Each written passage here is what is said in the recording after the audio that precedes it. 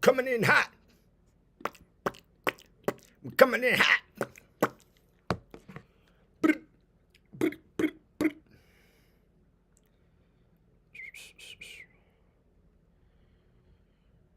Panda, panda, panda, panda. I'm coming in.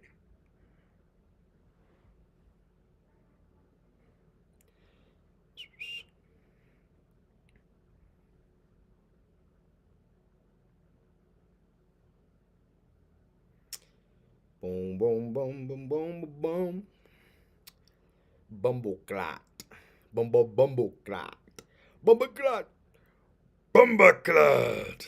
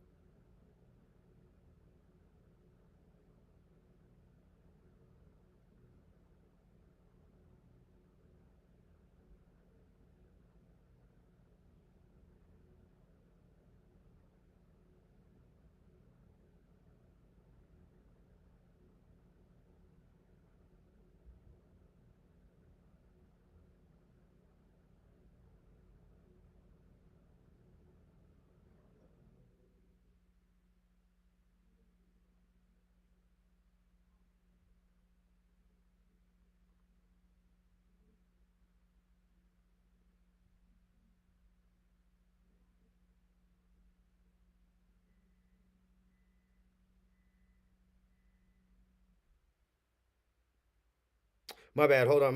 My bad, guys. I'm sending out all the messages, and then somebody wrote me back.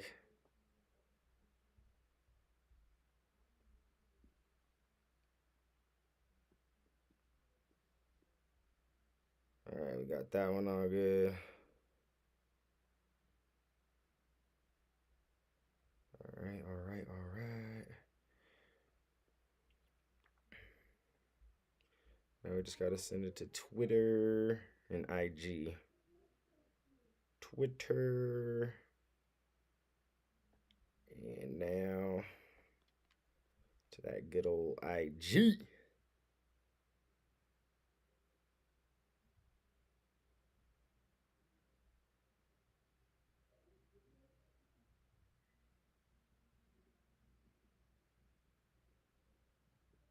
Link, boom, boom. All right, my bad. Appreciate everybody who sat there and was like, "Why are you just standing there, bro? Why you just sitting there, bro?" I was just texting somebody back. Um,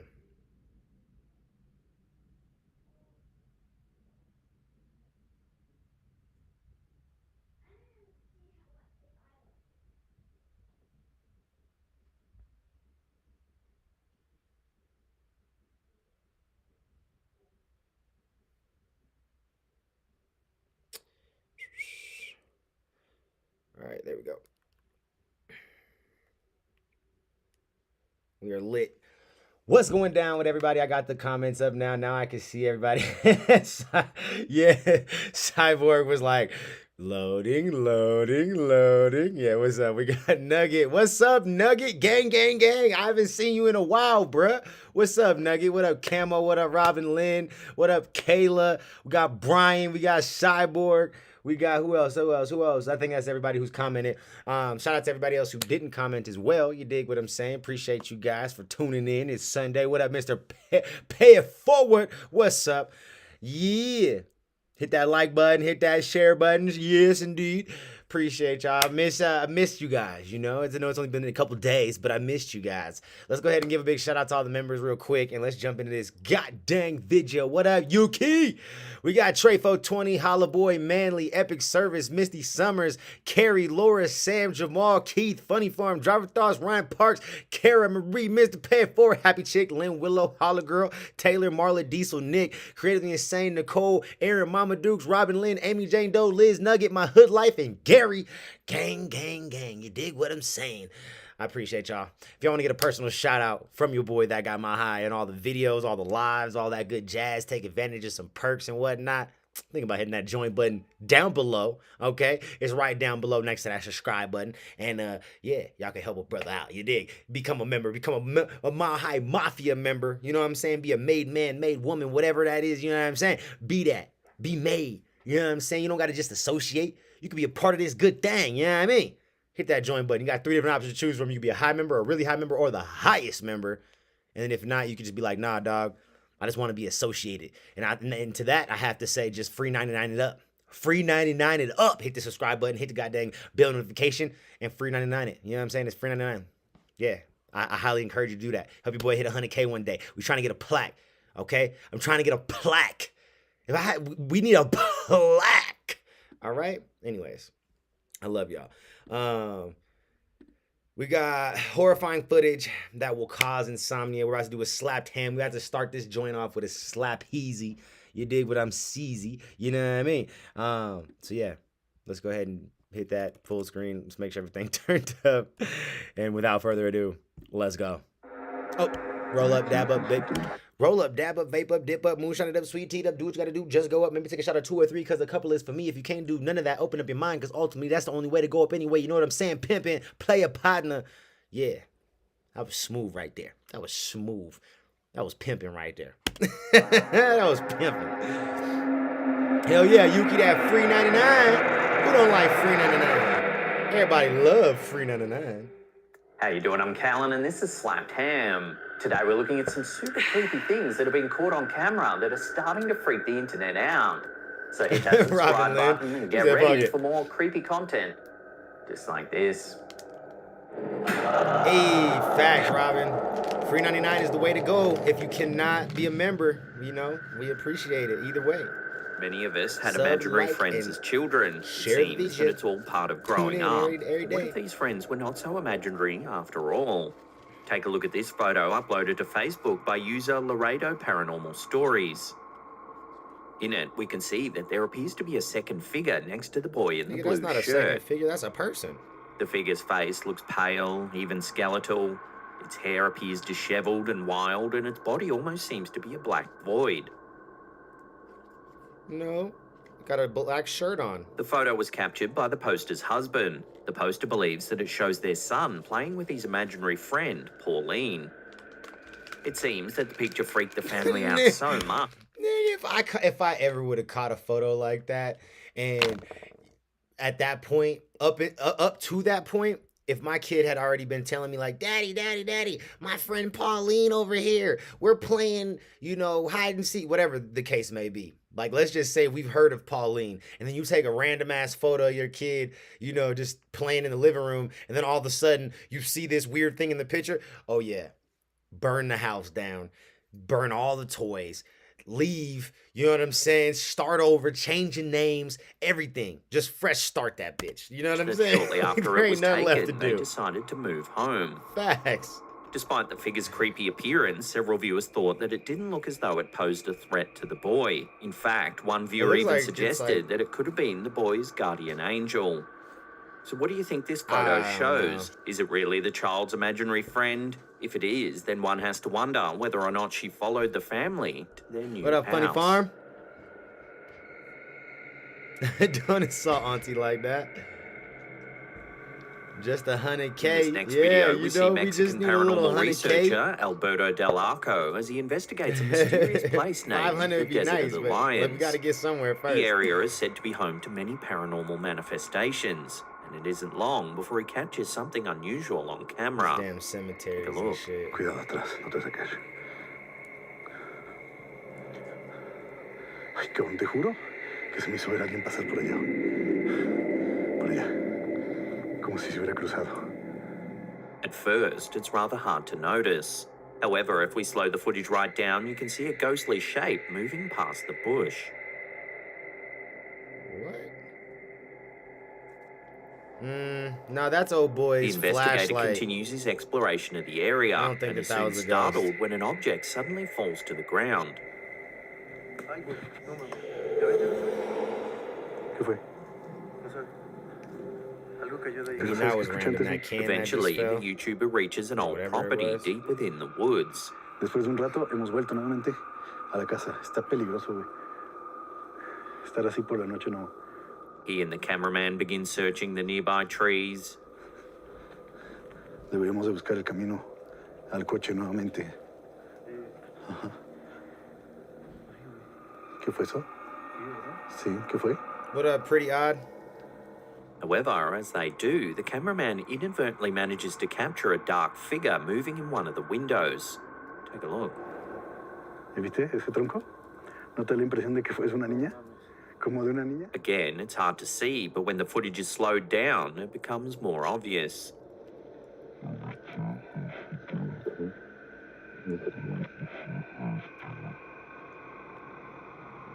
Yeah, fuck that. I'm not going to no goddamn woods and shit. The investigator in the middle of continues to goddamn search night. the area, but soon decides to leave, is and the wrong with video these abruptly ends. So who or what could this mysterious figure have been? Was it a person, or perhaps something supernatural?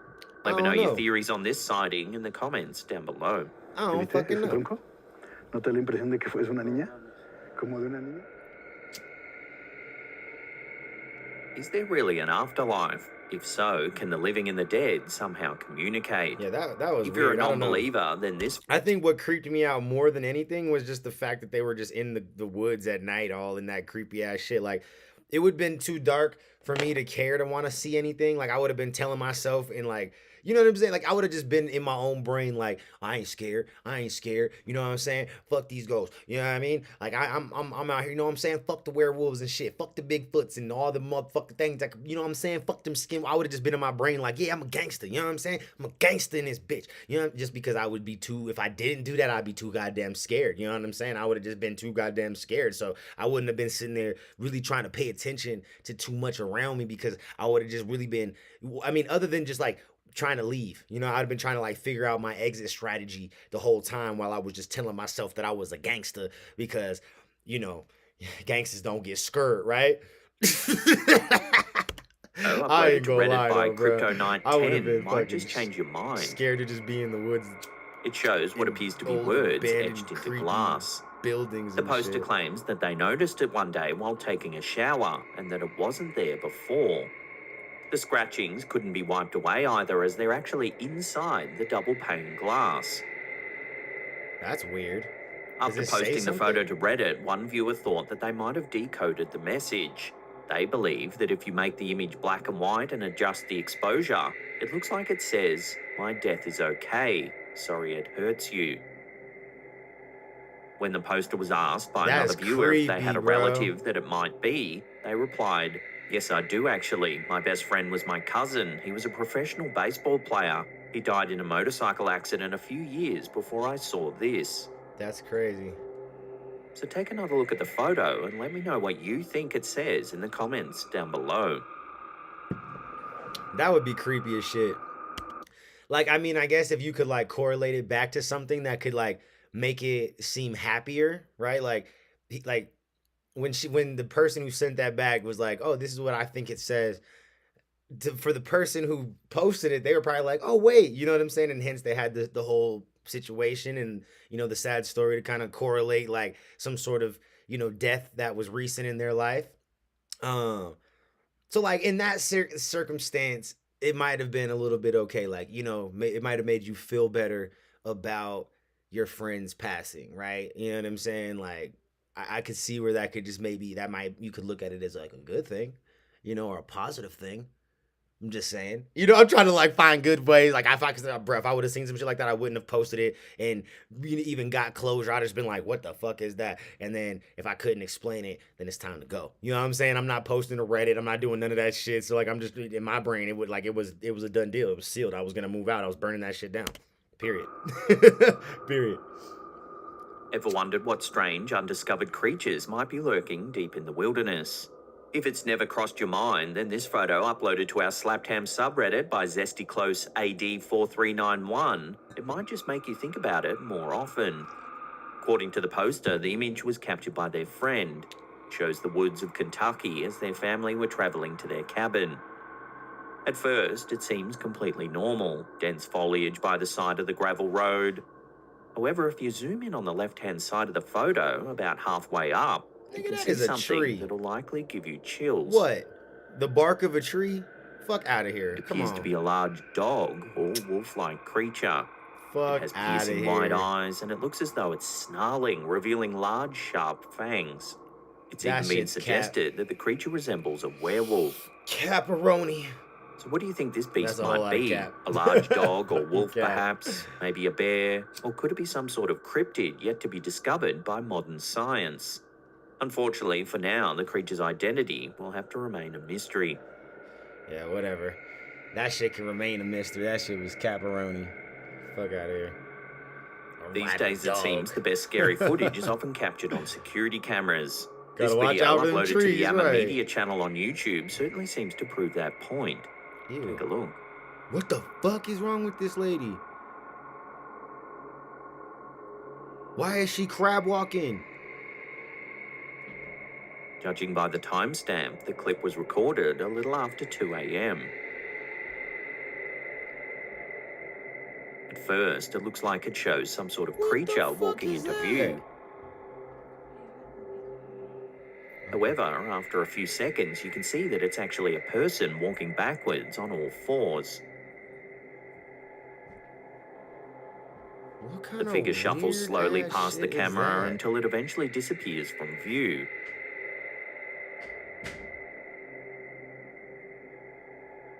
Bruh. Apparently, nigga, if I would have seen some shit like that on a camera, bro, like on one of my, like it's one thing to see like someone else's footage of some weird shit like that, but like to be the person who captured that footage and then watch that back, like, what the fuck, bro? There's no explanation that like you just burn the whole town down at that point. Now you just can't be like, oh, burn the house down. Like, no. Set this whole bitch ablaze. You know what I'm saying? We got to do some cleansing in this motherfucker. The camera was able to catch the figure's movements, this time as it makes its way down an alleyway. What? Watch.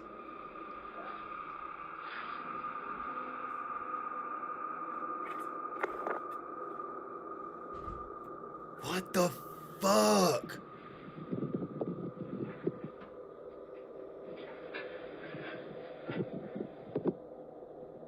As it approaches the camera, its face comes into view.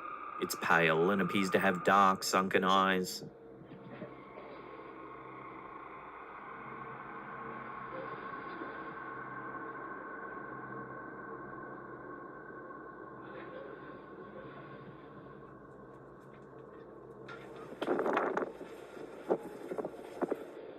While there's little denying that these clips are unnerving, one keen-eyed viewer noticed that the figure in the first video appears to be wearing a dress, while the figure in the second video does not.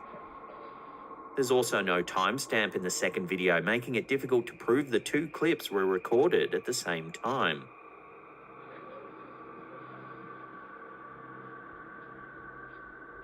Despite this, these videos are sure to creep anyone out that sees them. Imagine checking your security camera in the morning only to see this thing crawling past your window at 2 a.m. Right? Whether it's some demon shit or some fucking person with some sort of mental problem or whatever the fuck it is, I would be scarred. I would have been fucking terrified. Like, fuck that. On September 19th, 2022, a mass UFO sighting occurred in both San Diego and Tijuana. In this video, posted to Reddit by DD32X, we see various clips of the incident captured by several different people. Take a look.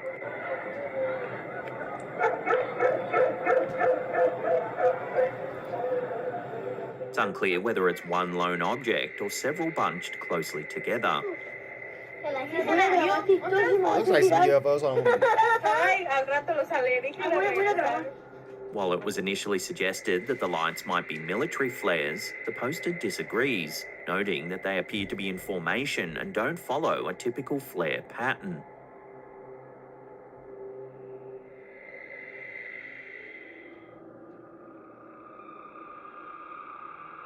Witnesses to the event claimed it lasted for around 25 minutes.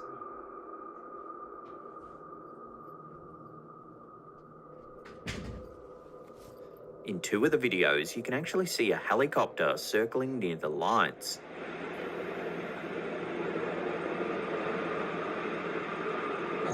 Likes to be a military helicopter.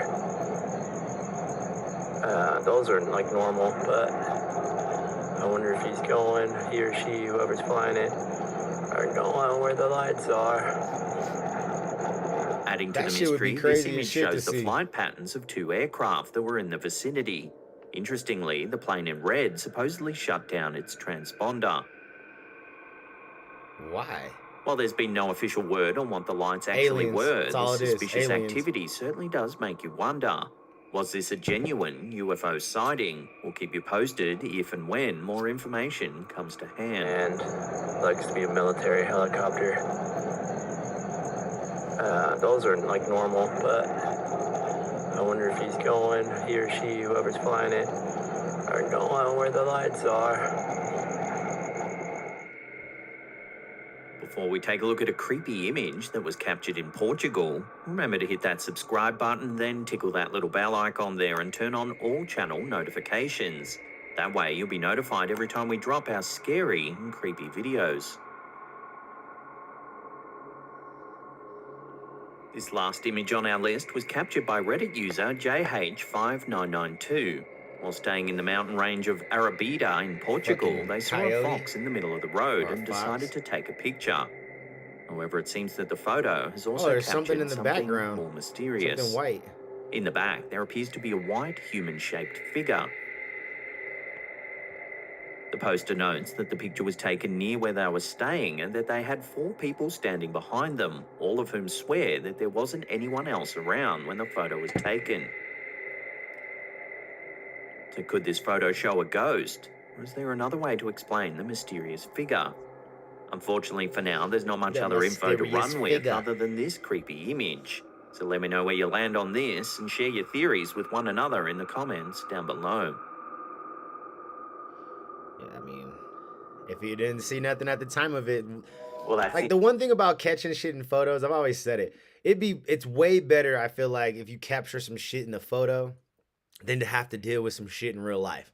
You know what I'm saying? Like to have to efface that like apparition or whatever the fuck it was in real life and have seen that. Like it's hard to, you know what I'm saying? Like you're just kind of like fucking like how I am right now, speechless, right? But to like catch it on a picture and then like notice something after the fact, like you're gonna be like, dang, that's crazy. But then it's easier to move on, right? Like I think that's the point I'm trying to make. It's easier to move on from the situation when you just capture some weird shit in a photo because you could be like, damn, that was wild, and then you could just post it and get speculation and people's opinions and shit. But like you can ultimately just move on from it. Like capturing videos and dealing with like the shit that's like in your house and all, like that shit would be way worse than just capturing some weird shit on a photo. You know what I'm saying? Like after the fact too. You know what I mean? But either way. Anyways, let's move on. I know there was a what was it? Sir Spooks. Yeah, a new Sir Spooks. Let's go watch this one. 5 scary videos that will disturb everyone. Make sure y'all hit that subscribe button, that bell notification, Hello everyone, please. my name is Sir Spooks, and today we'll take a look at 5 scary videos. But before we begin, make sure to subscribe to my channel so you don't miss any future uploads. Alright, Please let's begin. hit that subscribe. It's free 99, baby. Free 99. Let's go. These first 2 videos come to us from a TikTok user named Magnus Madsen, who has been experiencing some rather troubling His name is things in the Magnus, comfort right? of his own home as of recently. The first video seems to be some piece of home security camera footage that starts off normal enough as we see Magnus walking by the Why camera. does he keep calling him that? Isn't his name Magnus? Magnus Madsen. Why does he keep calling him Madness or some shit or whatever the fuck he's calling him? It's kind of bugging me and pissing me off a little bit at the same time. Like, his name is not fucking hard to pronounce, bro. Magnus. Like, come on, bro. Magnus. Madsen. Like, what is so hard about that? User named Magnus Madsen, who has been experiencing some rather troubling things in the comfort of his own home as of recently. The first video seems to be some piece of home security camera footage that starts off normal enough as we see Magnus walking by the camera quickly before eventually disappearing from view. What the fuck is Magnus? He says that he filmed for 11 hours before he was able to capture anything on camera. Eventually, though, he did end up recording something rather chilling. Take a look. I filmed for 11 hours before anything happened. Oh, man. Doors start moving and shit. Yeah, time to go. Time to move out. Look at the lights on the table.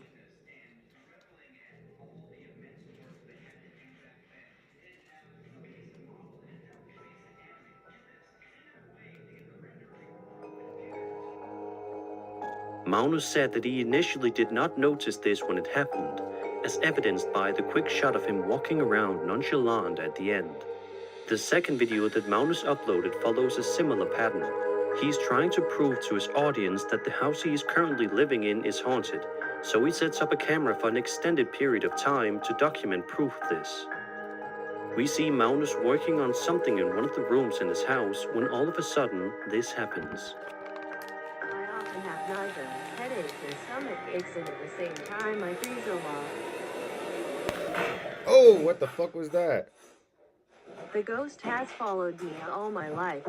However, it has started to scare me more and more, especially when I live alone.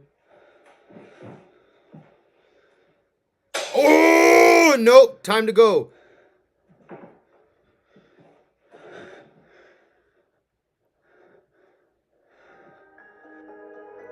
Magnus says that he has had a sense of nausea and What up, ally? What up, Diesel Phil? Experiencing these things.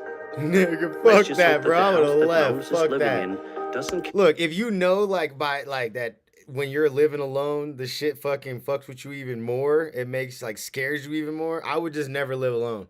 I would just be one of them dudes, like, fuck it. I gotta always have a roommate, bro. Like, I just wouldn't live alone. I don't care how much I would want to live alone. Fuck that. If every time I try to live alone, this is the shit I gotta deal with. Nigga, fuck that. You know what I'm saying? There's no way. Bring with it a you deep, can dark keep that sickness shit. What up, that Anthony? he can't get rid of. Today's video is sponsored by Dave, the banking app Hell that yeah, can help shout you out to you. instantly. If you're living paycheck Welcome to to, paycheck or struggling to make ends Colorado. meet, Definitely, it you can can be hit me really up in the stressful DMs when on IG or unexpected something. expenses come up. Now, Dave can help you. All right, shout out to your sponsorship, Dave, but we're not sponsored by Dave, so we're going to go ahead and move on. But yeah, hit me up, Anthony, on the DMs on IG, Facebook, whatever. Yeah, I can If you're definitely watching let this you, channel, then there's know a where the high hot spots likelihood that are. you've seen more than a handful of UFO sighting videos throughout the span of your Shit, lifetime. my favorite place is this place right There are here. so that many I'm clips smoking out on. there that it's nearly impossible to not stumble Crystal upon leaves. one or two every so often. But I'm willing to There bet it is that right you've there. never seen a Crystal leaves. It's UFO the quite best like spot this right one here in before. the state. TikTok user Lucas Villafanias uploaded this short but interesting video that takes place in broad daylight and showcases some lush green mountains in the background. The video is relatively normal and innocent for the majority of its running time, but it's the final stretch of the video where things start to take a noticeably more interesting and strange turn. Look at this. ¿Será NVN What up, Liz? ¿Qué onda, chavo? What the fuck is that? Somebody made some home, ¿Qué mierda es eso, boludo? little fucking levitating craft or some shit. A Look like mysterious fucking object flying begins to cardboard. float in front of the camera, leaving many people to suspect it's a UFO. Nah. But if it is, then why is it that shape? It Yeah. almost looks to be a plank or something. To this day, nobody has been able to decipher exactly what was going on in this video, and it's unlikely that anybody will ever be able to get to the bottom of it. So, what do you think? Is this a strangely shaped UFO? Something else entirely? Or was this whole thing faked? Be sure to let me know your thoughts in the comments below.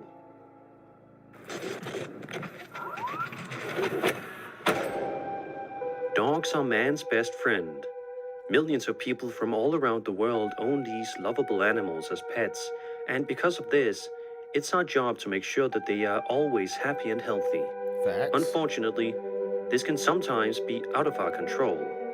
Our dogs can be scared of things that we are simply unsure of, as evidenced in this genuinely terrifying video published to TikTok by a woman named Lauren Coombs on September 21st, 2022.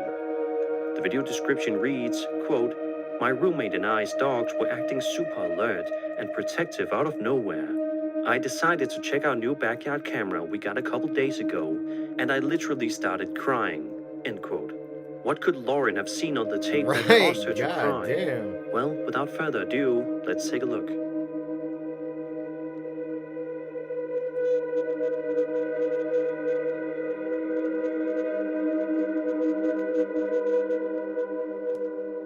Oh, what the fuck is that?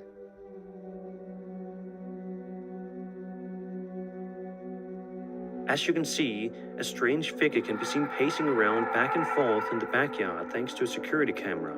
Lauren then wrote, quote, "I don't know who or what that is, but it literally looks like it's pacing back and forth in front of our tree line." It does. I posted the dogs acting upset. The second video is of the original outside camera, and the third video is of the same video just magnified. I want to throw away the backyard camera, end quote. No, do don't think throw was it pacing away, around in bitch. That's Lauren's probably what backyard keeping that you night? all right. Leave all your theories in the comments down below. She said, "I want to throw away the backyard camera." Like, no, you gotta keep that shit. A YouTube channel called Fourth Yeah, the Wall dogs shows a definitely ghost know. hunter exploring a mountain in Japan known as Mount Benton. There used to be abandoned buildings in the area, and there was a rumor that you could take ghost pictures in the buildings. The place is now a well-maintained tourist attraction, but there are still some rumors that ghosts will appear during the night. The following video was recorded by a person who ventured out to the place to record some paranormal activity. About 1 minute into the video, we start to see just how incredibly haunted this place truly is. Take a look at this collection of terrifying sightings that are sure to keep you up at night.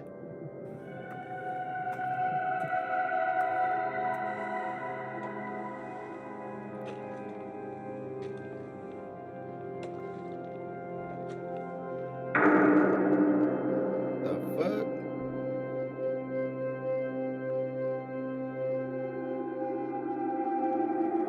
Oh, nigga, you need to leave. That shit is a haunted ass forest. The fuck? There's a cemetery close by or something.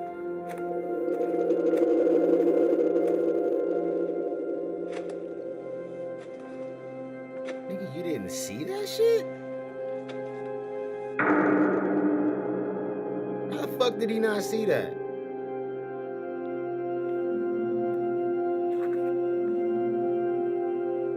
Oh, I didn't see. There's more footsteps. What the fuck? Look, it takes a few more. All of these incidents were recorded in short succession to one another, which means that if this video is indeed 100% genuine and authentic, then this place is truly extremely haunted. And it's proof that many ghosts and spirits roam the area frequently. Whether or not they are friendly is anybody's guess. Let's just hope that nobody else ventures out to Mount Benton in the hopes of capturing spirits on film. Yeah, that's creepy. This next one is quite the doozy, so sit back, relax, and be utterly terrified. Andrew Dawson posted a video to his TikTok account on April 9th of 2022, showcasing something genuinely terrifying that he saw in the distance, standing on top of a mountain. Take a look. That shit's wild. What the fuck? No, seriously, pull over, pull over. No. It's a person standing there. No, it's not. Dude, have you seen what I see right now? Because of just I mean, how it visible looks this like a video fucking was dude, from but so it could far, be some random Andrew ass was tree convinced up that there. he managed to film video evidence I don't know of how. the existence of giants, which many people seem to believe as well. Just 3 days later, Andrew was in the area once more, That but shit's this crazy. time he noticed that the What up, giant nigga? On was nowhere Facebook, to it's be Jacob found. Mile High Grayson. If you look up That Guy Mile High, it should pop up. But Jacob Mile High That's where Grayson it was is yesterday. Facebook. Y'all go follow me on He also Facebook. can be heard saying in the video that he spoke to some locals who told him that the figure comes and goes. The very next day, Andrew was once again in the area, so he decided to take another good look up on the mountain. And instead of a giant this time, he noticed something else that was creepy up above.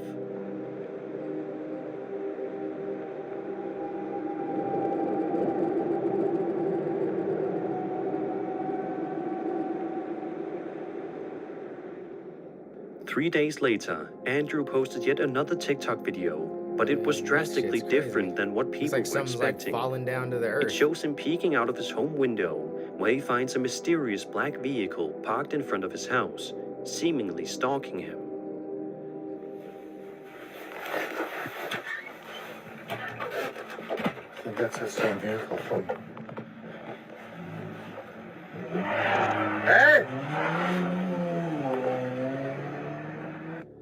A couple of weeks later, Andrew took to the platform to record a video, admitting that all of the videos that he posted to his account were scripted. The giant, the UFO, all of it. However, his viewers were not convinced one bit. A lot of people pointed out just how nervous and antsy Andrew appeared in his confession video, with many people growing very worried for the TikToker, thinking he was in danger. 10 days later, Andrew posted another video on TikTok, coming clean once again. This time, he finally admitted that every video he posted online wasn't faked at all, saying that he's done being silent about everything. He also says that he may never post again. The following day, Andrew posted another video that showcases the mountain, which looks to have some sort of strange military-esque setup on top of it. The video then ends abruptly. And then, in a shocking turn, Andrew Dawson died 5 to 6 weeks later, on July 1st, 2022.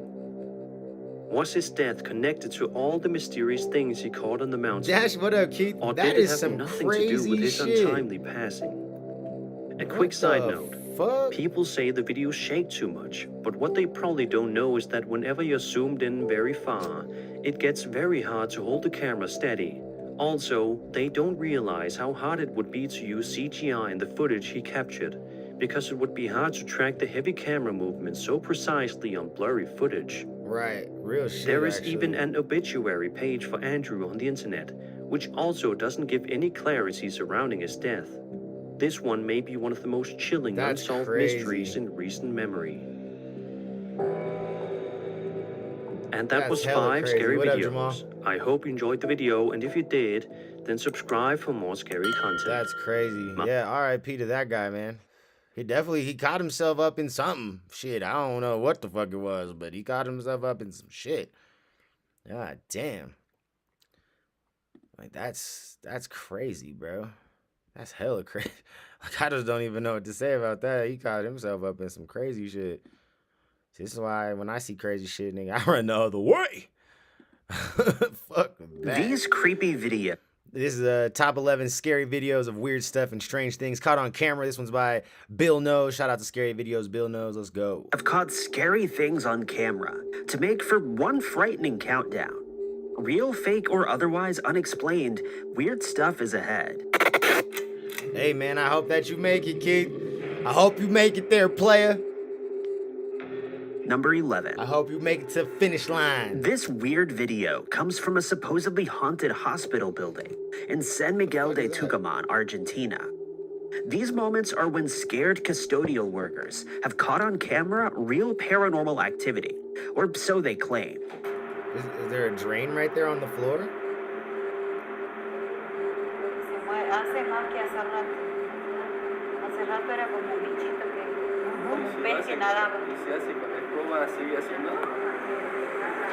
They cannot explain how the water begins swirling in place, as if some unseen force is splashing around. This hallway has been considered haunted in the past, but never has paranormal activity this creepy been caught on camera until these There's moments. Not a drain right there, The scary video has gone viral, and there's a debate in the YouTube comments as to whether this is a ghost or some kind of reaction with cleaning chemicals. It's not a ghost, it's just chemistry, responds one Belreezy, comment what's up? suggesting a sodium mixture is the Valreezy. reason behind this strange movement. Is this a ghost caught on What's up, video what's up? at a Glad you haunted caught us live. hospital, or a weird science lesson? Years later, this creepy clip remains unanswered, and that gives me chills. Number 10. On September 23rd, 2022, strange things were caught on camera over the skies of Wentzville, Missouri. During these scary moments, witnesses shout in horror as weird lights appear at a high school football game. Screaming with fear, stunned students back away from the weird purple and blue lights in the sky. These truly bizarre moments mark an unexplained event that some are calling an eerie interdimensional rift in the sky. Others suggest it's an unknown craft of some sort. This could be CGI, but the reactions of the scared crowd seem like they could be legitimate. More than one person seems to be pointing at the lights, and their hands match the strange movements when the lights go streaking across the sky and disappear. This video is very recent at the time of this recording and has yet to be explained. Number 9. This scary video of a wheelchair from a hospital is said to be haunted because it's caught on camera doing weird things like this. Somebody need to just throw that shit in the trash.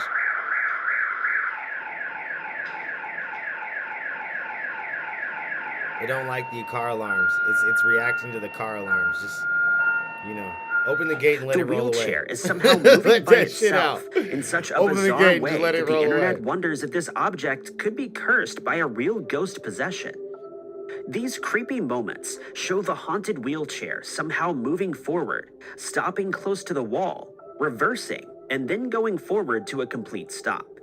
The wind wouldn't do that. It looks like the controlled movements of an actual person. Meanwhile, look at the trees across the street and on the other side of the window at the end. There's no wind at all. So how is this weird stuff happening? Definitely not enough to move Number the wheelchair 8. for sure. A creepy video has caught some weird things on camera shortly before 3 a.m. The security system detects motion and sends this scary clip to the owner of this company, who now thinks their office building is a haunted place. Much to their horror, the door opens all by itself with no one nearby.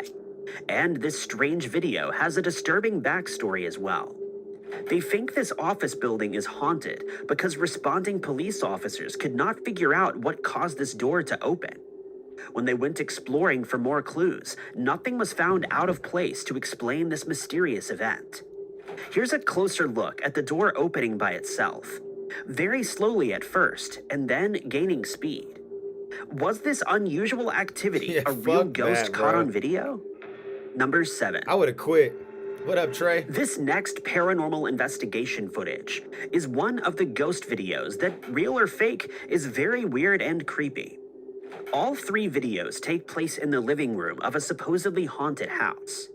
In this first clip, things get strange when a small white streak of light gets caught on camera floating by.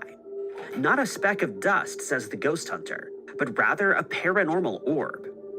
More creepy stuff happens after they turn the lights on, at which point 2 more transparent orbs reappear and float across the room together. So far, this paranormal evidence could simply be dismissed as dust particles, but even skeptics will believe this third video is at least a little bit creepy. In the final clip, the alleged ghost orb floats up to the center of the camera and then disappears. Was this a strange coincidence, or was it paranormal acknowledgement of the ghost hunters? Number 6. I don't know. This disturbing doorbell cam footage has a creepy backstory. This person is freaked out as they approach a house, but things are much stranger than they seem. Now the intruder in my house. He's on the phone reporting suspicious activity, except there's just one problem. This isn't his house, and the only thing causing a disturbance is this very scary person. Go ahead and get out my house now before I go ahead and start. But that doesn't stop him from demanding the people inside vacate immediately. He eventually goes into the backyard, props the door open with a chair, and then wanders off before making good on his threatening promises. The thought of someone randomly hallucinating that a family is trespassing and needs to leave their own home is some scary stuff to think about. Right, Number that's just 5. random as shit. Like, what the fuck? Almost everyone has taken an accidental photo, but I bet it wasn't this scary. This seemingly normal photograph is going to show you that it has a disturbing backstory that is creepy beyond comparison. That shit's crazy. A woman in New York took her security camera inside to charge the batteries. She returned hours later to find this haunting image of a disheveled man she didn't recognize on the memory card. The intruder had entered her home and was accidentally caught on camera while examining the item.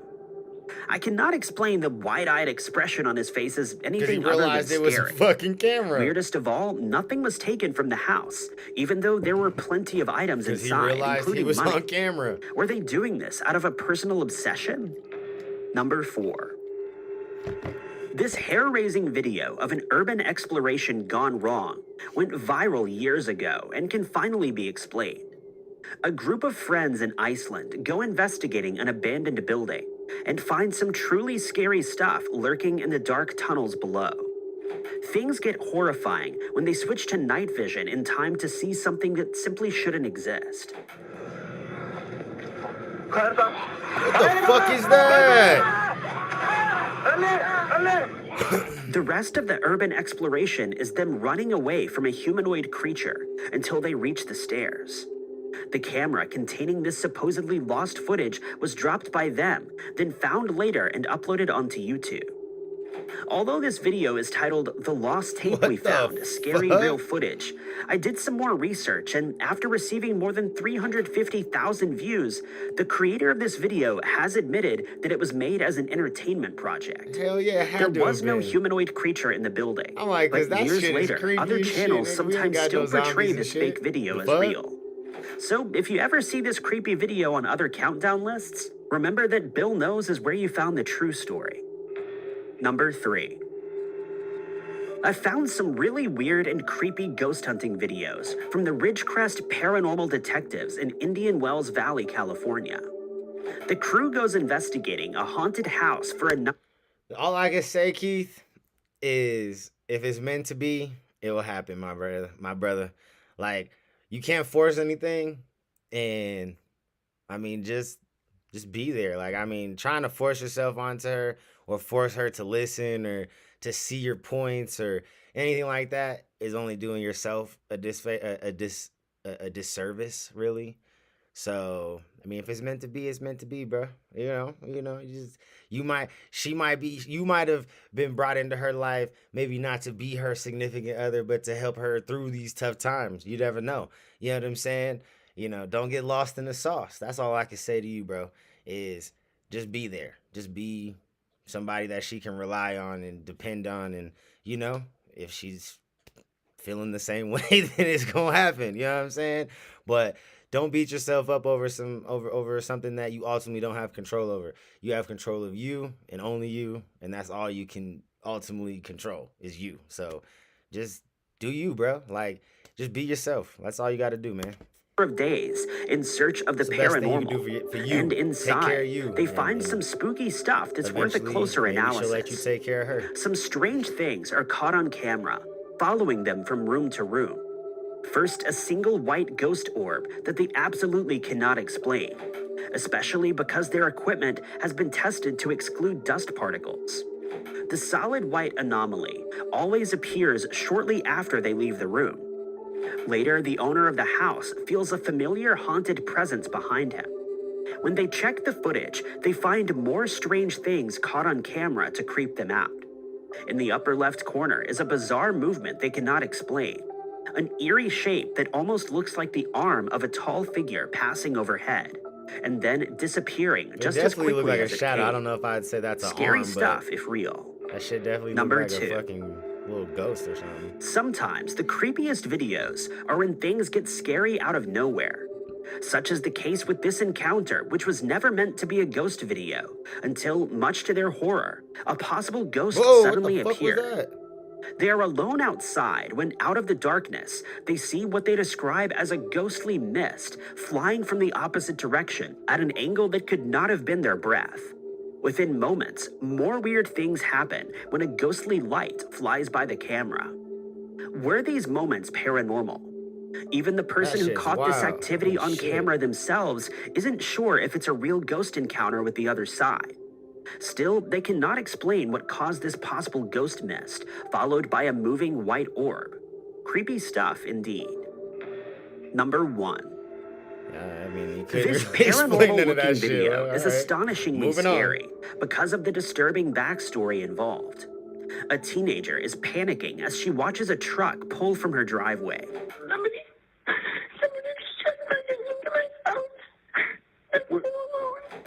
The driver of this vehicle was an intruder who was just in her home.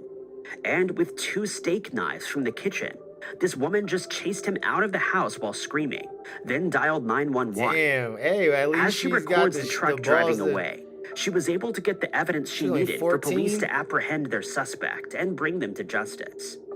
Had she not recorded these harrowing moments on video, there would have been little chance of the person responsible getting caught. Thanks for watching. Be sure to hit that like button and subscribe. Shout out to that little 14-year-old girl, man, like, and her parents, bro. Teaching that little girl to fucking defend herself and shit like that. That's some good shit.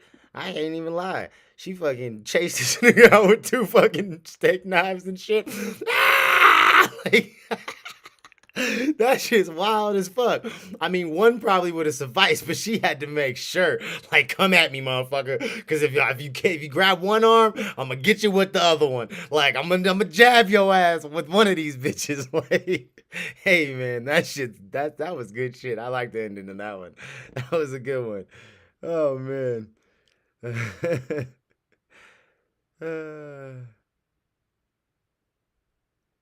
Yeah, man. Yeah, Keith. It's all about taking care of you first, man. The biggest thing and the biggest advice I could give anybody about, like, just life and relationships, whether it be a personal relationship with, like, a significant or even, like, friends or family members, whatever the case may be, you always have to be selfish in a little sense of yourself in life at all times. Like, you have to take care of yourself. Like, if you don't take care of yourself, and I had to learn this shit the hard way, and that's why I will contest to this shit, and I will give this as advice.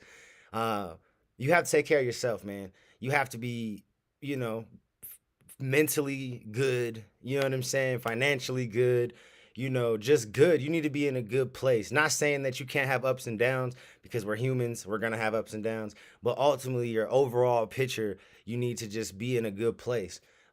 Because you ultimately can't take care of anybody or help anybody if you can't first help yourself, right? Like, that's the biggest thing, man. Sometimes you don't realize that you're not in a position to help other people because you're really not in a position to help yourself. And you have to first admit that and realize that first. So once you do that, it's easier to kind of like just redirect focus. Things happen for a reason, man, whether it's relationships or, people leaving your life or whatever it is. But the reality is you got to take care of you first, because once you take care of you, you can then take care of whoever you want to, outside of you. You know what I mean? But you have to come first at all times, no matter what, in all relationships. And that goes for every person in all senses of the situation, right? Like, everybody should fucking be taking care of themselves first. And that's just the way it is. And we could then help people who, need a little help and are asking for help. But you can't really ultimately help nobody if you can't help yourself. Like, that's just real shit, bro. Like, I've done that. I've over exhausted my resources and, exhausted myself mentally, physically, trying to help people that, it was good. It felt good in the moment. But at the end of it, I'm the one that's still left trying to clean up the pieces for myself.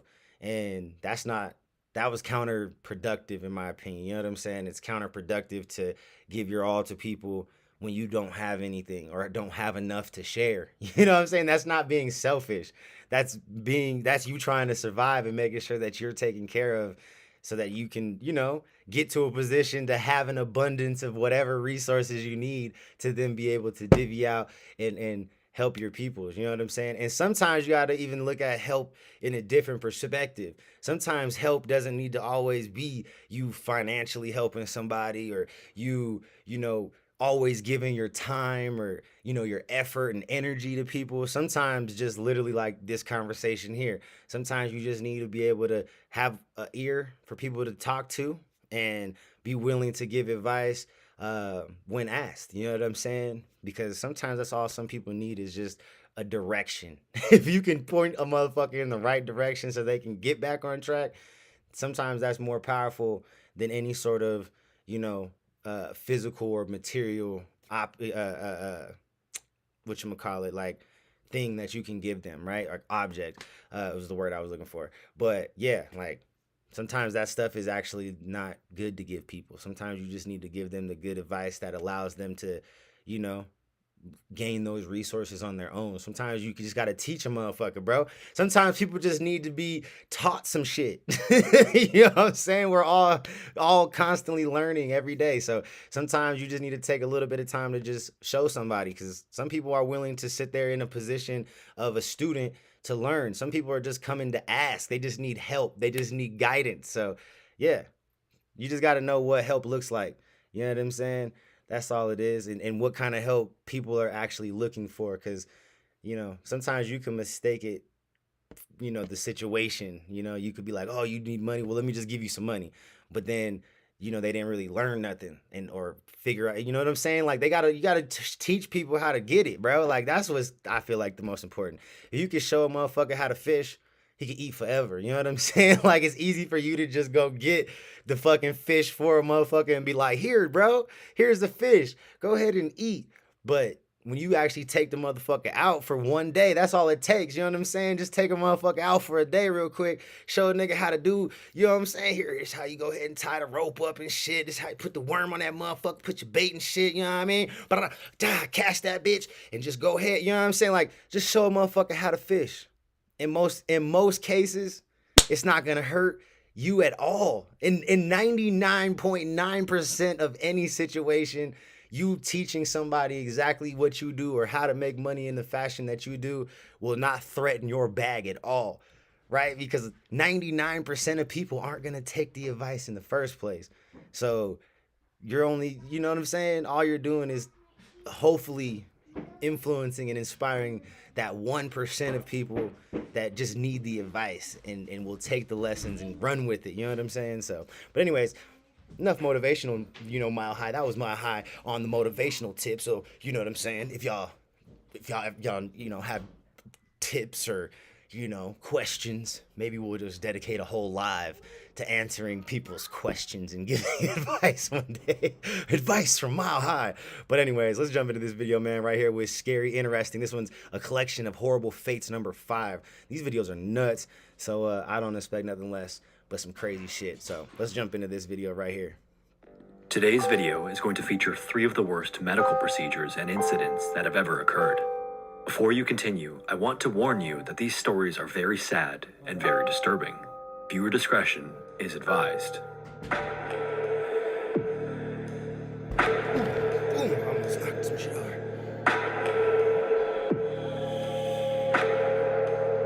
In the year 2000, Donald Church went to the doctor and got a terrible diagnosis. He had been sick and in pain for the past little while, and after a series of tests, doctors found that he had a large, malignant tumor in his abdomen. Thankfully, although the tumor was cancerous, it was at a stage where it was operable. So despite it still being a scary diagnosis, the chances were good for treatment. Donald was scheduled to have surgery to have the tumor removed, and then in June of the year 2000, he arrived at the University of Washington Medical Center.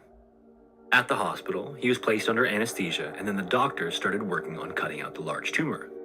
Because of how large it was and its location, they also had to remove his appendix and part of his large intestine along with the tumor. Damn. The surgery was ultimately a success, and the tumor was removed, but then after Donald woke up, he was in an immense amount of pain. Initially, he figured this was normal since it was a major surgery, and he would have to spend the next week in the hospital anyway to be monitored and recover, so he had plenty of time to just rest and not move much. But by the end of the week, the pain hadn't subsided at all. It was excruciating to walk and bend over and even go to the bathroom. His surgeons reassured him once again that this was a major surgery. Significant pain even after a week isn't uncommon. Then, a week after surgery, he was discharged from the hospital and went home, but the pain was even worse now that he was moving around. Any movement at all was almost unbearably painful. He couldn't have bowel movements for days at a time, and he sometimes felt a weird bulging in his abdomen, like the swelling was getting worse. And the pain seemed to move around. Sometimes he felt it in his stomach, and other times it was closer to his chest. The pain got to be so bad that there were times that he would just lay down on the bathroom floor, sobbing. Eventually, he started to think that he was literally dying. The pain was so bad. That would suck. A couple of weeks following the surgery, he was okay to return to work, where he worked in building maintenance. But when he returned to work, he was almost completely unable to work, and especially unable to do anything heavy. At his 30-day post-op checkup, he told the surgeon about how much pain he was in, but for some reason they didn't quite understand the severity. They reassured him once again that this was totally normal because of how extensive the surgery was. But this wasn't normal. Surgeons... Dang, that's a really good guess, Nugget. You are probably 100% right, actually. They probably did hella leave something like a little syringe or piece of tubing or a scalpel or some fucking weird shit or something crazy like that. Like, you're probably right. They probably left something in them. It's a huge mistake. Oh, bro. Another couple of weeks went by, and Donald was still in excruciating pain almost every moment of the day. Finally, 3 weeks following the post-op checkup, his wife and mother convinced him that he needed to get a second opinion. So he called up his family doctor and scheduled an appointment. When he went into the doctor's office, the doctor did actually feel around the area and noticed a concerning lump in Donald's abdomen. The doctor then sent him for x-rays, and lo and behold, the x-ray revealed that Donald had a 13-inch long metal retractor inside of his abdomen that was left there during the surgery. The pain that he felt was the instrument shifting back and forth in his abdomen, sometimes causing pain in his stomach and sometimes in his chest. The bulging that he felt was the instrument literally pushing up against his skin from the inside. Now, you might be wondering how something so large could have ever gotten lost in the first place, or why there was no procedure to check for something like that. Well, apparently there is a procedure to count and check all of the smaller instruments to prevent something like this from happening. But there was nothing in place for larger instruments simply because no one ever thought that something over a foot long could possibly get lost during a surgery. As the surgeons were doing the surgery, the retractor was placed in such a way that at some point it slipped inside of his abdomen and then out of view. After they removed everything they needed to remove, Donald was stitched back up with the 13-inch long retractor still inside of his body. Following this discovery, Donald was in shock. He actually wasn't angry, he was relieved. He had sincerely believed that he was dying, so finding the root cause for all of his pain substantiated everything he had been feeling for the last 2 months. A few days following the x-ray, he returned to the hospital and finally had the 13-inch retractor removed from his body. The hospital and operating team would take full responsibility for the mistake, and Donald was awarded $97,000 in damages for his suffering. Following the mistake as well, new policies were enacted to count all of the instruments, including the larger ones, to ensure nothing like this would ever happen again. And although this was a horrifying experience for Donald, this policy has slowly been adopted nationwide to reduce the likelihood of it happening to anyone else. That's good. Shit. Well, that's a nice little start to this little video, because at least up until 2011, Japan received about 30% of all of its electricity from nuclear power. In 2011, an earthquake and subsequent tsunami rocked the coastal region of Fukushima. These two in combination damaged a nuclear power plant in the area, which ultimately led to the second worst nuclear disaster since the Chernobyl disaster in 1986. Following this event, Japan's dependence on nuclear energy declined significantly.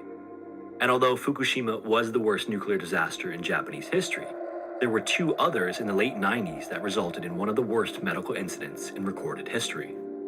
The first was a relatively minor accident in 1997 at the Tokai nuclear plant. The waste product from these power plants is encased in asphalt for storage, and on March 11th, the plant was trialing a new mixture of asphalt. The new mixture caused a chemical reaction with the waste product that then caught fire and quickly spread throughout the plant. Workers on site were unable to put out the fire and then were forced out by the fire and radiation alarms. The gases inside the building eventually built up to the point that the windows exploded, causing smoke and radiation to escape into the surrounding area. Ultimately, 37 of the workers were exposed to trace amounts of radiation, and some trace amounts were also detected in the surrounding area. Then in 1999, about 4 miles away from the Tokai nuclear plant at a fuel enrichment plant, there was a second and more severe accident. On September 30th, 3 technicians were quickly going through some of the fuel conversion steps to meet an upcoming shipping deadline. This was the first batch of fuel that the plant had needed in 3 years, and there had been no additional training done or qualifications required by the plant for its technicians to complete the process. After all that In addition, to save time, the technicians were mixing the chemicals manually in stainless steel buckets.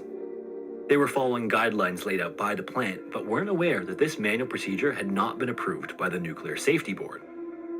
If they had been following proper procedure, the chemicals would have first been stored inside of a buffer tank and then gradually pumped in increments. Because they were doing it by hand, they had skipped that step and instead added 7 times the legal mass of chemicals into the next tank. At 10:35 a.m., as they added the 7th bucket, the uranium mixture reached a critical mass, which is the minimum amount of material required to begin a nuclear chain reaction. This chain reaction emitted intense gamma and neutron radiation directly into the 3 technicians standing close by. One worker was sitting at a desk about 4 meters away, another was standing on a platform beside the tank, and the third was draped over the tank, pouring in the final bucket. All 3 of them observed a blue flash, and then the gamma radiation alarm started sounding all over the plant. Immediately following the flash as well, the 2 closest workers started experiencing intense pain, nausea, and difficulty breathing. Hisashi Ouchi, who had been draped over the tank, received the most radiation and quickly had a hard time moving around, talking, and even staying conscious. With the alarm sounding, all 3 men evacuated the building, but the severity of the situation wasn't apparent just yet. After exiting the building, another worker saw what rough shape they were in, and so he called an ambulance. The 3 men were escorted to a nearby hospital, and this is where the terrifying events would soon be realized. The sievert is the unit of measure used to describe the effective radiation on the human body. Exposure to 1 sievert carries an additional 5.5% chance of developing cancer at some point during the exposed person's lifetime. 1 sievert is also the maximum amount that a NASA astronaut is allowed to be exposed to over the course of their entire career. Damn. For context, flight attendants receive about 1/1000th of that on a yearly basis at cruising altitude. A single full-body CT scan is about 30 times what a flight attendant receives, but still less than 1/20th of a single sievert. For sure, have Going a up good the night, scale, Robin. 4 to 5 sieverts is considered to be a fatal dose if it's received in a short span of time. The technician who was sitting at the desk 4 meters away received a dose of 3 sieverts. Damn. The technician standing on the platform received a dose of 10 sieverts, and Hisashi Ouchi, who was draped over the tank, received a dose of 17 sieverts. Shit. Hisashi had already vomited violently and passed out before reaching the hospital. By the time the ambulance had gotten to the hospital, the radiation burns had become visible over his entire body, and his eyes were leaking blood. Damn. When the doctors took his blood, they found that he had almost 0 white blood cells left, meaning that he had almost no immune response.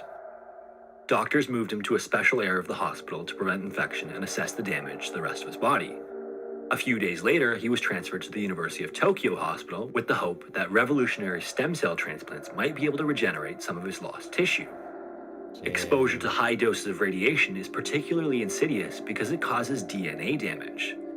DNA is the set of instructions that your cells use to replicate, and so if it becomes damaged, your cells can no longer replicate. For example, your skin cells are constantly dying and being replaced by new cells. Because Hisashi had received so much radiation, his skin wasn't able to regenerate, and so his first week in intensive care involved countless skin grafts to try to replace the skin that his body wasn't able to. Doctors then attempted to use stem cells donated by his sister instead, but he still had so much radiation coursing through his body, those cells were destroyed as well. Over weeks of treatment, Hisashi's skin literally melted away from his body. During this time, Hisashi was in an immense amount of pain and suffering, but at the wishes of his family, the treatments continued. He would even cry out that he couldn't take it anymore and that he wasn't a guinea pig for these experimental treatments. On day 59 in the hospital, Hisashi had his first heart attack. Again, despite the fact that it was clear at this point that the radiation wasn't treatable, his family insisted that the doctors revive him. Over the next few weeks, he suffered from multiple organ failure and brain damage each time he was revived from a heart attack. At one point, he would have 3 heart attacks in a single hour. Damn! Finally, after 83 days of suffering, Hisashi died of one final unrecoverable heart attack. His co-worker who had been standing on the platform would die several months later after a 7th-month battle, and the technician sitting at the desk was released from the hospital with minor radiation sickness after a couple of months. So one survived.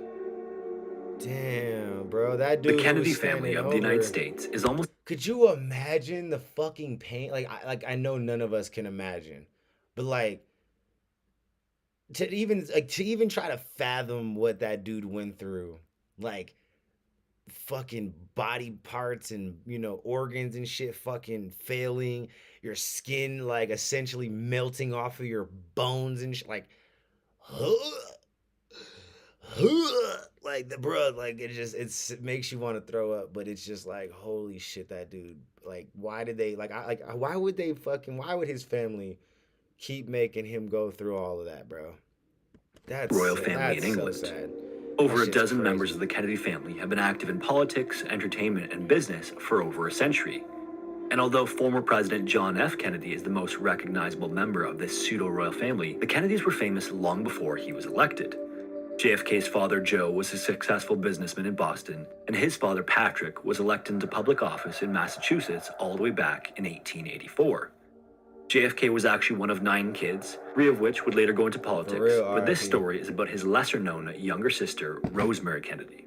Born on September 13th, 1918, Rosemary was the 3rd oldest child and the first girl born to Joe and Rose Kennedy. During her birth, the doctor wasn't immediately available because he was dealing with an outbreak of the Spanish flu, and so the nurse on staff instructed Rose to keep her legs closed and even went as far as to physically push the baby's head back in the birth canal for 2 hours. With her legs closed, there wasn't enough oxygen in the birth canal, and this ultimately resulted in Rosemary being born with permanent brain damage. This wasn't immediately clear until Rosemary started to show signs of being developmentally delayed. In contrast to her 2 healthy older brothers, Rosemary was still having trouble sitting up and crawling at 2 years old. This prompted her parents to bring her to a number of specialists who would link her botched delivery to her disabilities. At the time, disabilities, and especially mental illness, were highly stigmatized. To keep their reputation intact, they decided to keep Rosemary's condition a secret. Instead of going to a regular school, she was sent to a boarding school for the intellectually disabled, which was also conveniently out of the public eye. Now, despite their efforts to keep Rosemary's condition a secret, her parents didn't treat her any differently otherwise. Her diary was later found to be filled with outings to operas, dances, and other social activities.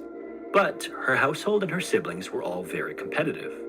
This created a frustrating situation where Rosemary was constantly outcompeted by her non-developmentally disabled siblings.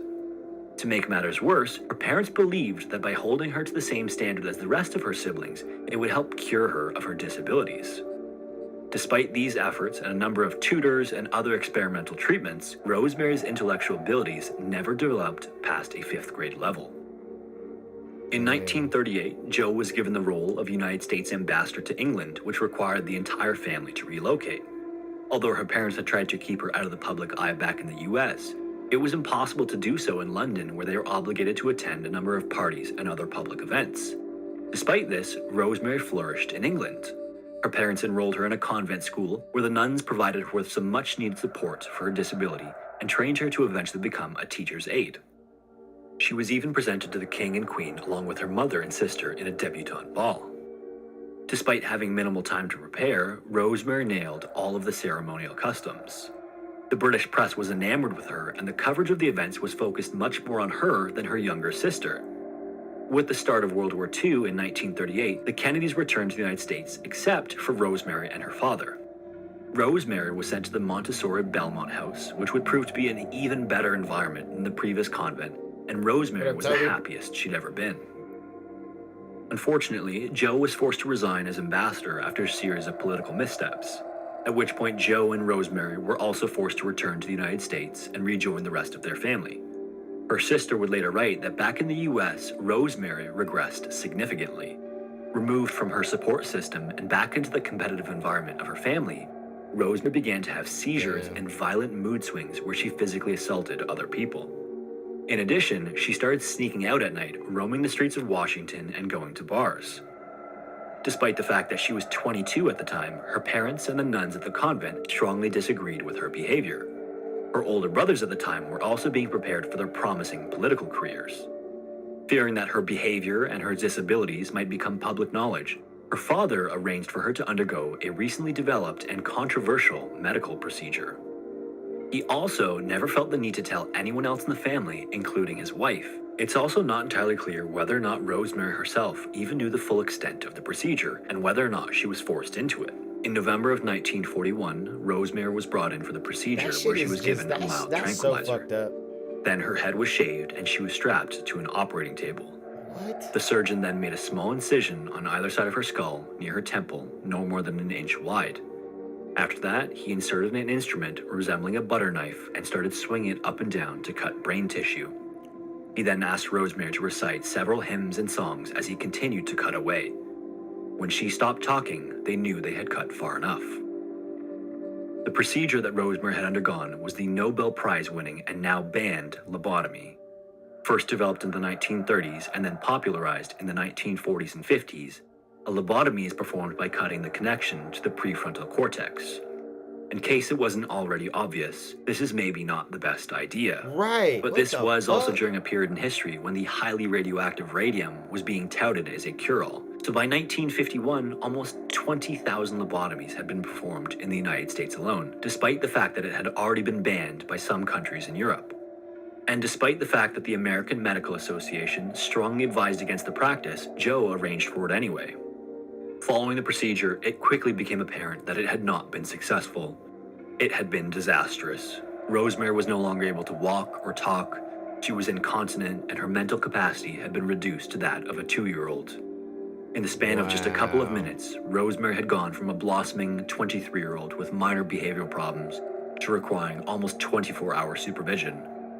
Joe then had her sent to a psychiatric hospital in upstate New York and forbid any of the family from going to see her. What? He allegedly told Rose that visiting her would prevent her from getting accustomed to her new living arrangements, and told the rest of the family that she was off studying and getting involved in social work. Her closest sibling and younger sister Eunice even said that she had no idea where Rose was for over a decade. Wow. Joe maintained that Rosemary was doing just fine, and then by 1944, Joe stopped mentioning her entirely in letters that he wrote that were later collected and analyzed. In 1948, JFK was steadily moving up the political ladder, and so Joe had her moved once again to an institution in Wisconsin where she would live for the next 56 years. In 1958, JFK secretly visited Rosemary and realized the horrific condition she was in and what had been done to her.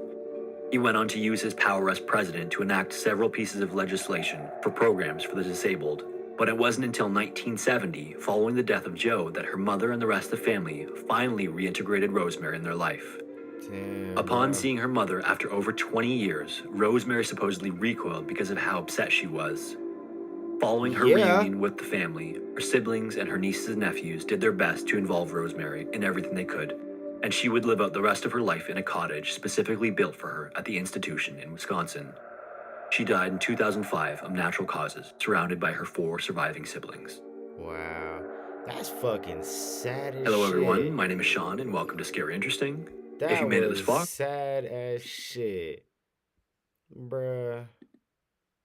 That was definitely sad. That was not cool at all. Fuck that dude. The dad or whoever it was that fucking locked her away. That shit was fucked up, bro. How you do that to somebody? Like, that is like just... That was terrible. Like, you can't do that to people. I mean, I know it was a different time. You know what I'm saying? It was in the, 40s and 50s and shit. So, like, he said the things were stigmatized a lot. And, it was very unfortunate. It was a very unfortunate time. But, damn, that's fucked up. Like, truly fucked up.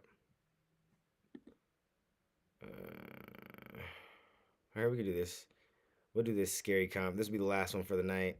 Hold on, let's see what's on Nightmare Files. Is there something interesting on Nightmare Files? What's this? He watched Halloween. He became Michael Myers.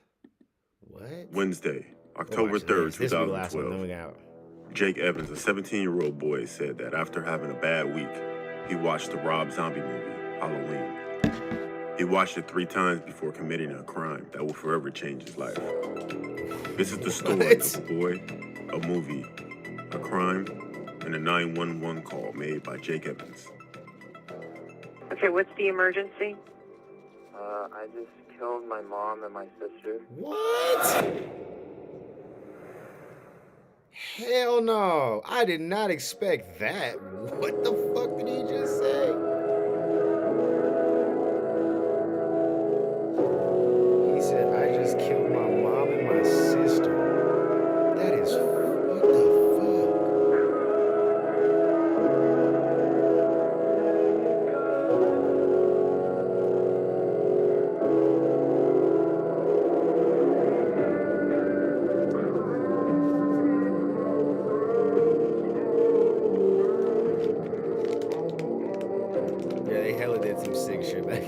For sure. For sure. What else? Papa Smurf? What's going down? Yeah, I don't know. There's probably hella stories out there that was like that. A 17-year-old boy who shot his sister and mother said that watching the horror movie Halloween gave him the idea because he was amazed. He was amazed at how easy the boy was and how little remorse he had. Jake Evans had a disturbing 4-page confession which was released for his trial for the deaths of his sister Mallory and mother Jamie in her upscale home in the gated community of Aledo, Texas. That's crazy. The chilling confession spells the detailed thoughts and actions of the 17-year-old in the hours leading up to and during the slaying of his 2 family members.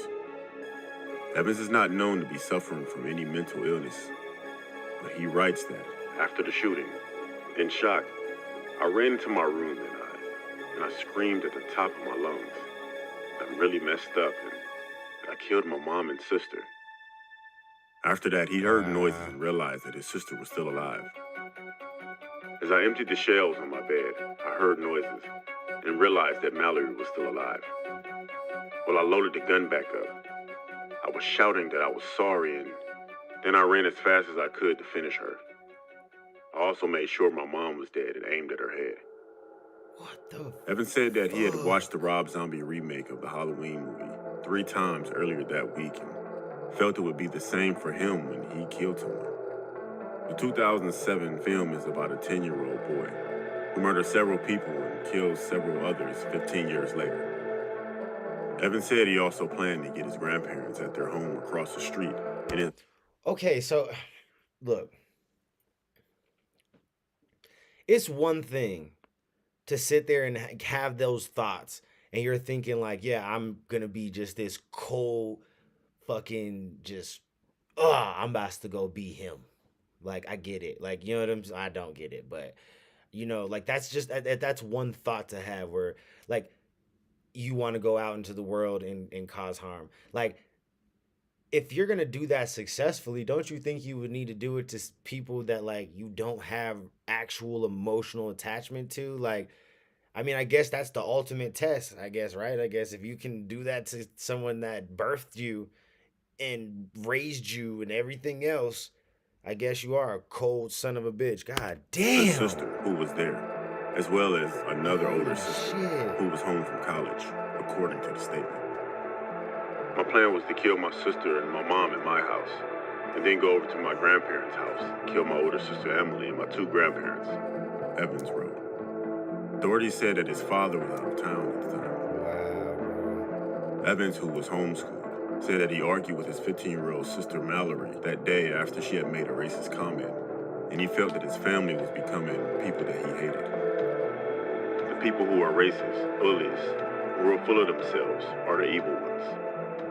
And it amazes me. What kind of sick twist, bro? What kind of crazy, sick, twisted, like, chain of events is this where it's like almost where he tries to create like a Robin Hood story for himself or some shit where it's like, I was ridding the earth of, you know, these bad racist people and, you know, blah, blah, blah. Like, what? Like, no, bro, there's no justification for why you just took your fucking mom and your sister out and then planned on taking out your grandparent. Like, we get it. Nobody likes, you know, an extremist, especially when you're talking, you know, an extreme racist person in any facet. It doesn't matter what side of the fence you on. An extremist is fucking terrible, right? Like, we get it.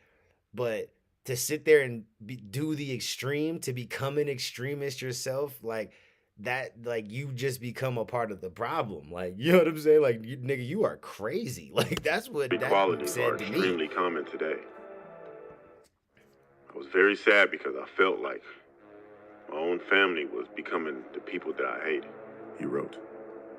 After hitting golf balls and running errands with his grandmother and watching television at home, Evans put a knife in his pocket and thought about killing Mallory, according to the statement. But he decided to shoot his mother and younger sister with a gun stolen from his grandfather so they wouldn't feel any pain. Wow. I then spent probably over an hour walking nervously around the house, thinking how life will forever be changed and would never be the same, and how I would never see them again, he wrote. Thoughts of causing her pain kept entering my mind and were really bothering me. he wrote. But then I think about the times that she hurt my feelings or really pissed me off. There's the core of the problem right Evans there. then reveals that he went to his sister's bedroom Hurt feelings. and asked her to watch the movie Waterboy. But he later excused himself and went to the art room. There, he imagined what he was going to do to Mallory over and over again. That's what he told the investigators. After about 30 minutes, he came back with a knife in his pocket and thought about doing it right then and there. I sat for about 5 minutes and then playfully threw a pillow at Mallory. We started having a pillow fight in the room. After a while, I thought to myself that if I were going to do it, I wouldn't want them to feel anything. So I decided to do it with a revolver I stole from my grandfather. So eventually, Evan shot Mallory and then his mother, Jamie, with a .22 caliber. But went back and shot his sister again after realizing that she was still alive. Recording. Bro, you know what's so fucked up? Like, you want to talk about fucking pain? Like, it's one thing. I've never been shot, but I can sit here and tell you right now, if you were to get shot, you definitely wouldn't want to get shot with no little ass 22 because that shit's too little to go in and out. Like a 22 ain't best to go in and out of you. You know what I'm saying? Like, unless it catches and grazes and just catches like a little bit of fat meat or something, you know what I'm saying? Like somewhere where there's not a whole lot of resistance and things for it to like, you know, get stopped by. Like, you don't want to get shot by no fucking 22. Them little ass bullets gonna fucking go in and then start bouncing around shit inside of you. And that's gonna hurt. That's a painful ass death, bro. Like, you're not about to like not feel that with a fucking 22, bro. It's not strong enough. It's not a big enough, heavy enough. It's not moving fast enough. It's not a big enough bullet to go through you. You're not having it. There's no exit wound, bro. If you're gonna get that, if you're gonna have that happen to you, you want it to at least go in and out in an area that doesn't hit no vitals, right? Like that's most ideal because at least you know there's no foreign object in your body still moving around doing extra damage, right? Like that's the thing. Like that's the catch about that whole situation there.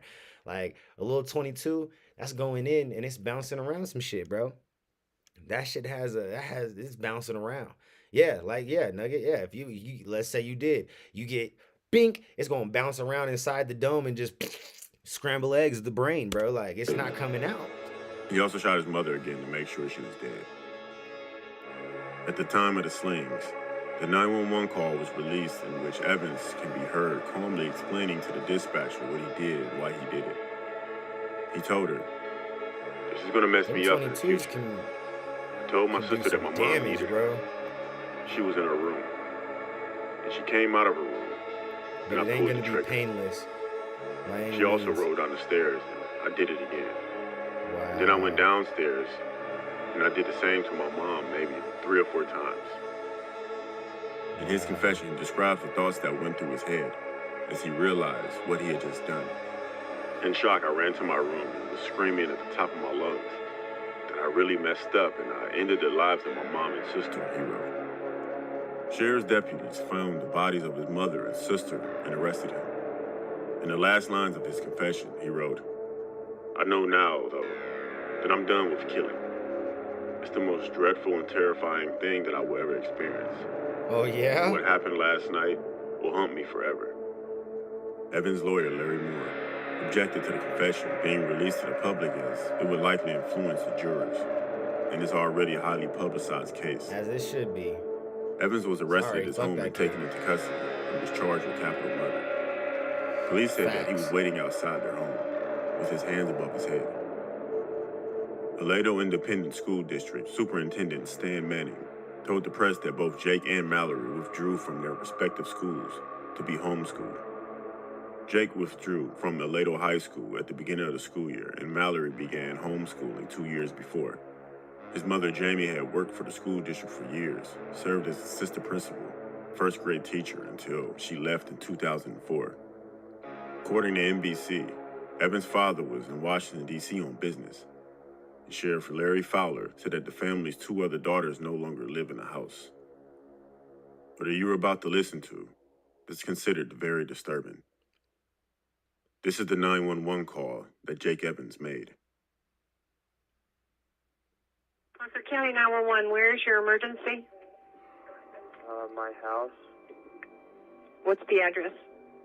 152 River Creek Lane. Okay, what's the emergency? I just killed my mom and my sister. What? Right, what? Killed my mom and my sister. You just killed your mother and your sister? How did you do that? I shot him with a 22 revolver. And what is your name? Jake Evans. Jay Evans? Jake Evans. Bruh. Are you sure they're dead? Yes.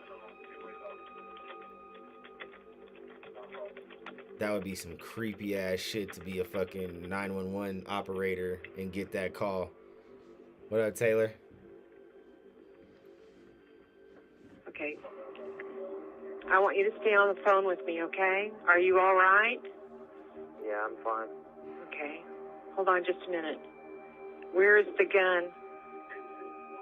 It's on the kitchen counter. Okay. It's a 22? Yes. Okay. Hold on. Jake, hold on. Stay on the line with me, okay? Alright. Jake? Yes? Are you on any kind of medication? No. Well, I've been going to the allergist a lot lately. Yeah. With my mom. But no, nothing other than that. Okay. How old are you? 17. You don't take any other kind of medication? That shit is Other wild, than, bro. like, Zyrtec and, like, Advil and, you know, like, Sudafed and stuff like that, you know, for the allergies and headaches. But, Yeah. no. She's like trying to find some reason why this motherfucker did that shit. Like, he just lost his shit. He hit a breaking point at 17. Okay, do you, is there He any didn't even reason that experience you were life so for real angry at at your mother and 17. your sister? I don't know. I wasn't, it's weird. I wasn't even really angry with them. It just kind of happened. I've been kind of, planning on, killing for a while now. The two of them, or just anybody? Pretty much anybody. Why? I don't know. I don't really like people's kind of attitude. Right. I think they're very like, you know, emotional. I don't know, verbally rude to each other and stuff like that. Right. I don't know. It's okay. It's just my family, I don't know, they're kind of really, I guess this is really selfish to say, but to me, I felt like they were just suffocating me in a way. I don't know. Wow, bro. I think, obviously, you know, I'm pretty, I guess, evil, but that's, He said it right there. You heard it out of his own goddamn mouth. I guess I'm just pretty evil. Like, yep, you said it, sir. whatever. Okay. That's what it is. No, don't be sorry. It's all right. I'm listening. Okay, you have my undivided attention. Were your mom and sister in their beds? No, this is really gonna mess me up for this, you know, in the future. See, my sister, I told my sister that my mom needed her. Mm-hmm. She was in her room, and she came out of her room, and I shot her, and she rolled down the stairs, and I shot her again, and then I went down and I shot my mom about maybe 3 or 4 times. Wow. But I'll never forget this. Okay, that's fine. My sister, she came down the stairs and she was screaming, and I was telling her that I'm sorry, but to just hold still. That, you know, I was just gonna make it go away, you know, but she just kept on freaking me out. But finally she fell down and I shot her in the head about probably 3 times. So they're both downstairs? Fuck, bro. Yeah. So you had an opportunity, like you still fucked up because at that point you had already killed your mom, but you had the opportunity to save your sister's life potentially, and instead you said sorry and proceeded to do what you were gonna do, as if that was gonna make it better and or take it away. Like, oh my god, bro, this is fucking nuts. Okay, where are you? In the kitchen. Okay. For real, Brian. You're not sitting by the gun, are you? No, it's about like 10 or 15 feet away from me.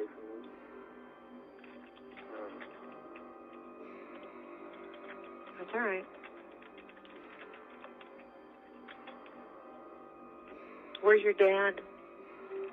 He's out of town. That shit's crazy. What up, Casey girl? You're all good. Do you Miss know you where too. he is? Out of town? Washington, D.C. And, for, I guess, future reference, I don't really went to see any of my family members, you know? Like and visiting or whatever. I don't know how it works or anything, but I just don't want any type of visitors. I don't want to see. Okay. Wow.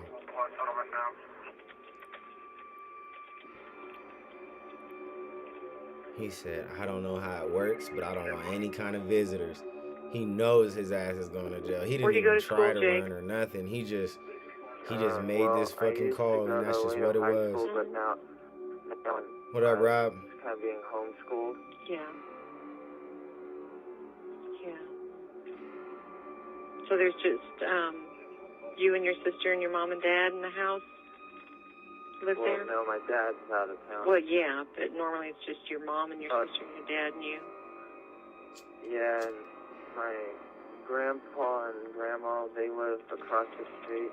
And my oldest sister, she lives with my grandparents.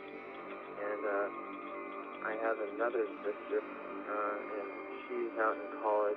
She was going to come out and visit us tomorrow. Wow, bro. Okay. Imagine that shit. Imagine being away from your house, off at school. You're supposed to be, you're probably on your way, bags packed or whatever, like soon to be going to the airport, or like I said, you may be already driving down and shit, and to only find just pure destruction of your life, bro. Like that shit would be fucking crazy. You don't want to hurt yourself, do you?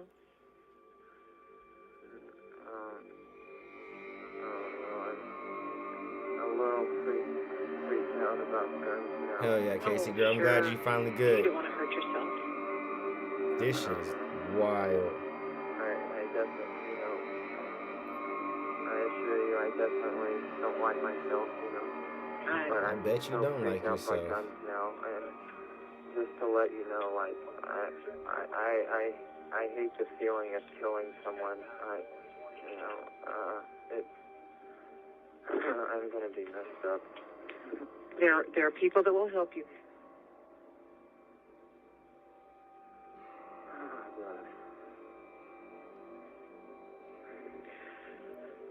Well, you just take a deep breath. We have deputies coming, and they're going to help you. We're here to help you, too, okay? We're going to help you. We're not going to hurt you. All right? I understand if y'all want to, you know. No, we're not going to hurt you. We're there to help you, Jake. All right, that's... Everybody thinks that, you know, we want to do bad things, but we don't. We want to help people. Right or wrong, we want to help people. And we're going to help you. This 911 this 911 caller, she needs a goddamn award. You know what I'm saying? Like they need to have a 911 caller fucking awards, or them niggas need some big ass bonuses and shit or something. Cause I couldn't imagine being able to like do my job and this particular job and then go home and just be okay. Right? Like you know the mental stress that this fucking job would put on you, bro. Like you like, oh my Lord Jesus, bro. To hear some of this shit, to hear shit like this, like, bro, there's no fucking way. This is worse than being a cop, in my opinion. To be the 911 operators that have to receive the calls, that's probably worse than being a cop. The mental stress is gotta be worse. Fuck that. Okay, do you understand that? Yeah. We're also here to help. Okay. Yeah, she's Jake, definitely where's keeping the him kitchen calm. in the house? Is it the back of the house? Yeah, kind of to the back, I guess. Yeah. What up, Misty C? Yeah, for sure. You couldn't sleep after this shit. Okay. You'd be. We're talking with have our sergeant demons now. He's being almost a at your house. 911 What I'll Fuck probably that. ask you to do, Jake, is when he gets there, is turn your porch light on. Alright. Okay. Okay, and what he'll probably do is ask you to come out. Okay? Okay. Okay. So you'll be all right. You're going to be all right. Okay? Alright. Okay, I'm going to stay on the phone with you, though, and talk with you. That's okay. And you can talk to me. I'll listen. Is there anything you want to talk about? No, not really.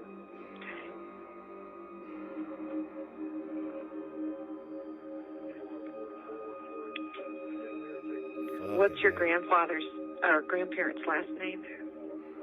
Stevens. Stevens? With a V or a PH? What's it? Stevens. S-T-A-V-E-N-S. Okay. Okay. What's your grandpa's first name? Jim. Jim. And grandma?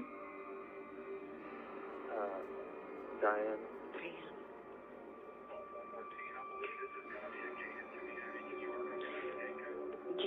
Is it a gated community? Is there a gate? Yes. You want the password? Yes, please. Three. Wrong radio. Okay. Do you have a driver's license? No. No driver's license? What's your date of birth, honey? 1995. Month? Damn, he's 3 years younger than me. May and the date. So he's 27 May right 22nd, now. 1995. Mm-hmm. Okay. Damn. His explanation of why. That shit was fucking deep, bro. That shit is wild. Holy fucking shit. That shit is crazy, bro. Damn. I could not do that, bro. I couldn't do that. Fuck that. There's no way that I'd be a 911 operator. There's no fucking way. Yeah. Because even if like 95% of your calls are just random, bullshit calls or whatever, that 5% that comes in that is fucking just wild and out there and just fucking disturbing like that shit will fuck you up forever. You're not gonna forget shit like that, bro. You don't just walk away from that okay. Like, you have PTSD after shit like that, okay? That shit would give you PTSD. You would have fucking nightmares after that shit, okay? Fuck that. I couldn't do that. Kudos to the people who are 911 operators. I don't think we give these motherfuckers enough praise. Shout out to the 911 operators who, handle their job and do their job well and keep motherfuckers calm, who do crazy, heinous crimes like that. Because without them being able to keep motherfuckers calm, there's a high chance that we don't capture some of these people, you know what I'm saying? Or, put them in positions to answer to their crimes. Like, that shit is nuts. Like, I'm more fucking, like, concerned for the operator than anything else. Like, is she okay? Like, is the operator okay after that shit? Like, I hope she is fucking doing well in life. Like, holy shit. Anyways, man, I love you guys. Shit, that's a crazy one to end it off on, but we're gonna end it off on that shit right there. That's nuts. That shit was super fucking crazy. If you guys just hopped in, I know there was a couple people that just joined us. Shout out to you guys. Make sure y'all just go back and watch this video. We had a really dope ass live today, so I highly suggest that y'all, go back and fucking rewatch. The thing is he wasn't drugged up though. That's the crazy thing, Lisa, is he wasn't drugged. Like, he straight up said it. Like, he had this weird, sick fucking, like, just idea that he just wanted to hurt somebody and hurt them in a way that was permanent, and he didn't necessarily know who it was going to be, but because of a silly ass argument and little bullshit things, he was kind of all over the place, where it was like, oh, I had arguments with my family and they treated me differently and blah blah, but then it was like, oh, but then they were turning into racist people that I didn't like anymore and blah blah. He was just sick. He just had a weird just outlook and perspective on life, and yeah, there was no meds that he was on. Like, I'm pretty sure that they didn't find him like insane or anything like that. Like, he just confessed to just having these weird ass thoughts, and he acted on them. Like, that's just what it is. Like, that shit is fucking wild. Anyways, yeah, I love you guys. There is no me without you. Shout out to all you guys. Remember, this week I will have I'll be recording and trying to upload as good or as much as I can. But it's just been a really hectic month, okay? I really appreciate you guys just rocking with me. I've been trying to stay consistent and just upload and do my thing as much as possible to just, give you guys what you're here for and what you guys deserve. But I get married in legitimately 2 weeks. I will be married 2 weeks from today, okay? I get married on the 23rd of October. We leave to Jamaica because we're doing a destination wedding. We leave to Jamaica next Monday on the 17th. So I just have a lot of shit to get done this week. So I got YouTube videos to record for not only this week, but I got to make sure I pre-record some stuff for you guys for the 10 days that I'll be gone, because I'll be gone from the 17th to the 28th. Well, technically the 18th to the 28th. So yeah, it's going to be really, really hard to get it all up and figured out. You know what I'm saying? I'm gonna do my best though. Y'all are gonna get content. I'm bringing my computer. I'm gonna have my cameras. I obviously have my cell phone. We've talked about potentially live streaming the wedding. I'll for sure do some lives and upload shorts, and y'all will get some Jamaica content probably while I'm still in Jamaica, potentially even little glimpses here and there. It'll obviously be stuff that like is pre-recorded of like days prior of like the actual day that it's uploaded. So, but either way, I'm going to do my best to still give y'all the ample amount of content that y'all deserve. Y'all dig. So yeah, but I just want to give y'all that disclaimer. So yeah, this week specifically, like, it's been really weird the last few weeks, but this week right now is going to be wild. So I got a lot of like just print work to get done and just getting everybody prepared, my kids prepared, myself, Renee, like everything. We got so much to get done, bro, before we leave.